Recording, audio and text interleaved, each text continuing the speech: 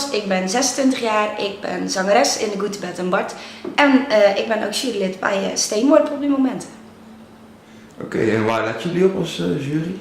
Als jury letten we op verschillende punten wat te maken heeft op plezier op het podium, samenwerking, beheersing van de instrumenten, beheersing van de stem, het samenwerken, ja, eigenlijk allerlei verschillende aspecten die een band tot succes kan leiden.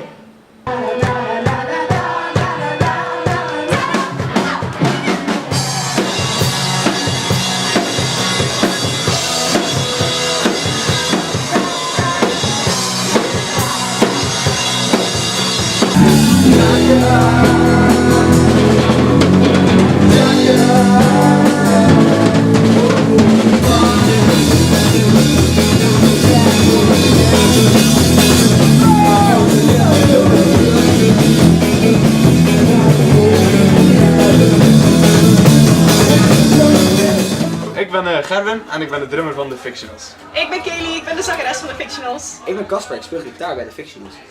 Ik ben Martijn en ik speel basgitaar ook bij The Fictionals. En hoe zijn jullie ingerold bij Steenworp? We zijn opgericht voor Steenworp eigenlijk, vorig jaar.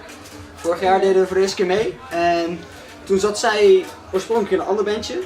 Dat is toen net voor Steenworp zijn die uit elkaar gegaan en toen zijn wij bij elkaar gekomen om dat gat op te vullen. Ja. Oké, en wat is jullie drive om mee te doen? Winnen.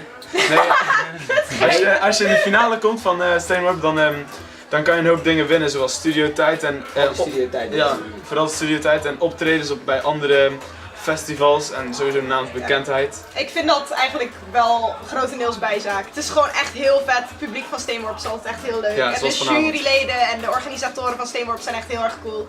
En daarom, ja, Dus Steenworp. vanavond, het publiek was echt Ja. fucking gaaf. Ja, het publiek was echt fucking gaaf. Yo, begin met hoe dat te zeggen. Recht op de letter.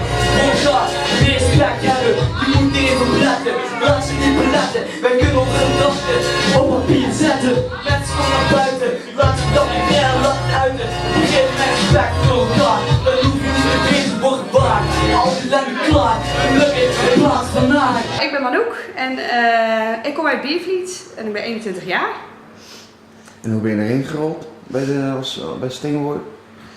Nou, ik ben bestuurslid van Stichting Wijtjerock. Dat is eigenlijk een festival wat 10 jaar geleden gestopt is en wat wij nu met een jong nieuw bestuur terug op de been willen zetten. Dus ja, 27 juli zal dat voor de eerste keer weer plaatsvinden. En wij hebben eigenlijk Steenworp benaderd ja, om te vragen of de winnaar eventueel ook op ons festival zou kunnen spelen.